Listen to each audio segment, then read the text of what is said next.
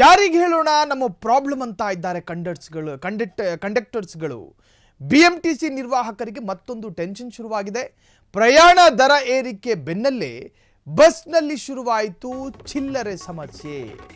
ಯಾರಿಗೆ ಹೇಳೋಣ ನಮ್ಮ ಪ್ರಾಬ್ಲಮ್ ಅಂತಿದ್ದಾರೆ ನಿರ್ವಾಹಕರು. BMTC ನಿರ್ವಾಹಕರಿಗೆ ಮತ್ತೊಂದು ಟೆನ್ಷನ್ ಶುರುವಾಗಿರುವಂತಹದ್ದು.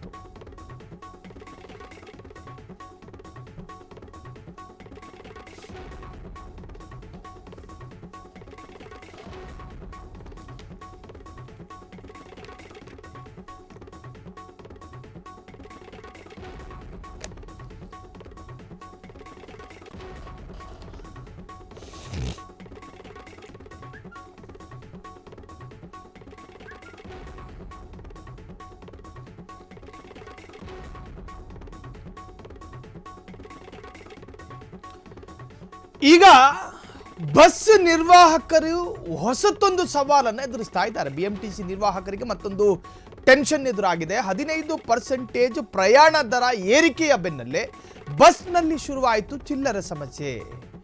₹5 ಅಂತ ಒಂದು ಸ್ಟೇಜಿಗೆ ₹5 ಅಂತ ಫಿಕ್ಸ್ ಆಗಿದ್ದಾಗಲೇ ಕಂಡಕ್ಟರ್ಗಳಿಗೆ ಏನೋ ಒಂಥರದ ಸಮಸ್ಯೆ. ಬಸ್ನಲ್ಲಿ ಕೂತ್ಕೊಂಡೆ ಕೇಳ್ತಾ ಇದ್ರು. ಬಸ್ ಸ್ಟಾಪ್ನಲ್ಲಿ ಯಾರಾದರೂ, ಈಗ ಉದಾಹರಣೆಗೆ ಸದಾಶಿವನಗರದಿಂದ ಗುಟ್ಟಹಳ್ಳಿಗೆ ಹೋಗಬೇಕು ಅಂತ ಹೇಳಿದ್ರೆ ಯಾರಾದರೂ ಬಸ್ಸನ್ನು ತಡೆದ್ರೆ ನಿನ್ನ ಜೊತೆ ಚೇಂಜ್ ಇದ್ರೆ ಮಾತ್ರ ಬಸ್ ಹತ್ತಬೇಕು ಅಂತ ಹೇಳ್ತಿದ್ರು. ₹5 ಇದ್ದಾಗಲೂ ಕೂಡ. ಈಗ ಸ್ಟೇಜ್ಗೆ 5ರಿಂದ 10 ರು ಇದ್ದ ಟಿಕೆಟ್ ದರ ಈಗ 7ರಿಂದ 7 ಆಗಿರುವಂತಹದ್ದು. ಈ ಸಂದರ್ಭ ಸ್ವಾಭಾವಿಕವಾಗಿ ಬಸ್ಸಿನಲ್ಲಿ ನಿರ್ವಾಹಕರಿಗೆ ಚಿಲ್ಲರೆ ಸಮಸ್ಯೆ ಇದ್ದಿದ್ದೆ. ಅದು ಸಾಂಪ್ರದಾಯಿಕದಿಂದಾಗಿ ಯಾವಾಗ ಕರ್ನಾಟಕಕ್ಕೆ ಬಸ್ ಎನ್ನುವಂತಹದ್ದು ಬಿಡುಗಡೆ ಆಯಿತು ಅಂದಿನಿಂದ ಇಂದಿನವರೆಗೂ ಕೂಡ ಕಂಡಕ್ಟರ್ ಕೇಳುವಂತಹದ್ದು ನಿಮ್ಮ ಹತ್ರ ಚೇಂಜ್ ಇದೆಯಾ.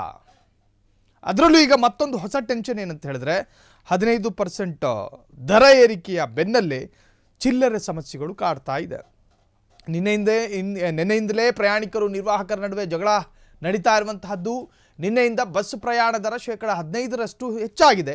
ಈ ಬೆನ್ನಲ್ಲೇ ಬಸ್ಗಳಲ್ಲಿ ಹೆಚ್ಚಿದ ಚಿಲ್ಲರೆ ಪ್ರಾಬ್ಲಮ್. 10 ವರ್ಷಗಳ ಬಳಿಕ BMTC ಬಸ್ ಪ್ರಯಾಣ ದರ ಪರಿಷ್ಕರಣೆಯಾಗಿದೆ.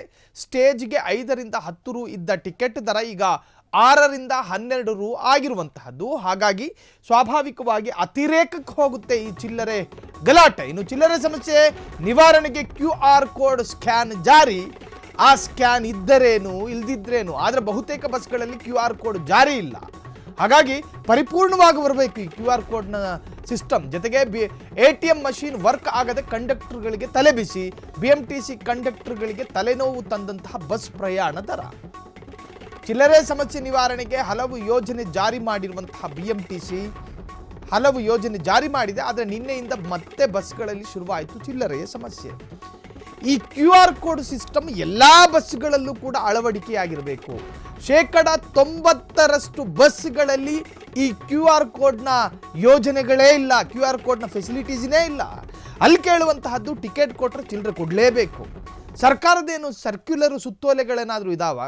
ಪ್ರಯಾಣಿಕರು ಇಷ್ಟೇ ಚಿಲ್ಲರೆ ₹7 ಟಿಕೆಟ್ ಅಂತ ಹೇಳಿದ್ರೆ ₹7 ಜೋಬಲ್ಲಿ ಇಟ್ಕೊಂಡೇ ಹೋಗಬೇಕು ಅಂತ ಏನಾದರೂ ಸರ್ಕ್ಯುಲರ್ ಇದೆಯಾ? ಇಲ್ಲ. ಬಸ್ ಕಂಡಕ್ಟರ್ಗಳು ಪ್ರಯಾಣಿಕರನ್ನು ಜೀವ ಹಿಂಡೋದು ಯಾಕೆ?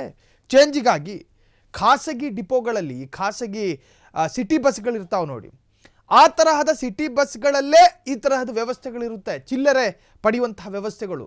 ಅಂದರೆ ಅವರು ಚಿಲ್ಲರೆನ ಕಲೆಕ್ಟ್ ಮಾಡ್ಕೋಬೇಕು. ನೀವು ಸಾರಿಗೆ ನಿಗಮದ ಆಡಳಿತ ಮಂಡಳಿ 5 ವರ್ಷಕ್ಕೊಂದ್ಸತಿ ರೇಟ್ ಜಾಸ್ತಿ ಮಾಡ್ತೀರಿ. ಚಿಲ್ಲರೆ ಇಟ್ಕೋಬೇಕು ಅನ್ನೋ ಯೋಗ್ಯತೆ ಇಲ್ವಾ ನಿಮಗೆ? ಪರಿಜ್ಞಾನ ಇಲ್ವಾ?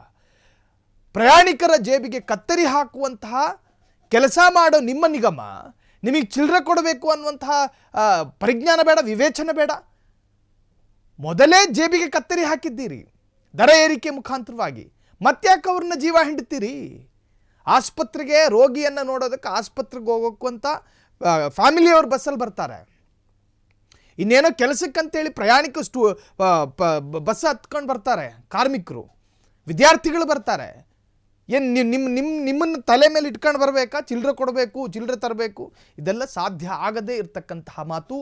ಪರಿಪೂರ್ಣವಾಗಿ QR ಕೋಡ್ನ ಸಿಸ್ಟಮ್ ಬಂದರೆ ಒಂದು ವೇಳೆ ನಿರ್ವಾಹಕರಿಗೆ ಇದು ಉಪಯೋಗ ಆದೀತು, ಇಲ್ಲವಾದಲ್ಲಿ ನಿಗಮ, ಸಂಬಂಧಪಟ್ಟಂತಹ ಡಿಪೋ, ಸಂಬಂಧಪಟ್ಟಂತಹ ಸಾರಿಗೆ ಇಲಾಖೆ ಈ ಬಗ್ಗೆ ಯೋಚನೆ ಮಾಡಿಕೊಂಡು ಚಿಲ್ಲರೆಯನ್ನು ನಿರ್ವಾಹಕರಿಗೆ ತಲುಪಿಸುವಂಥ ಪ್ರಯತ್ನಗಳು ಮಾಡಬೇಕು. ಅದು ಬಿಟ್ಟು ಬಂದವನ ಕೈಯಲ್ಲಿ ಚಿಲ್ಲರೆ ಇದೆಯಾ ಅಂತ ಕೇಳಿದ್ರೆ ನಿಮಗೂ ಮತ್ತು ಹೊರಗಡೆ ತಿರುಗಾಡುವಂತಹ ಭಿಕ್ಷುಕರಿಗೂ ವ್ಯತ್ಯಾಸಗಳೇ ಗೊತ್ತಾಗಲ್ಲ.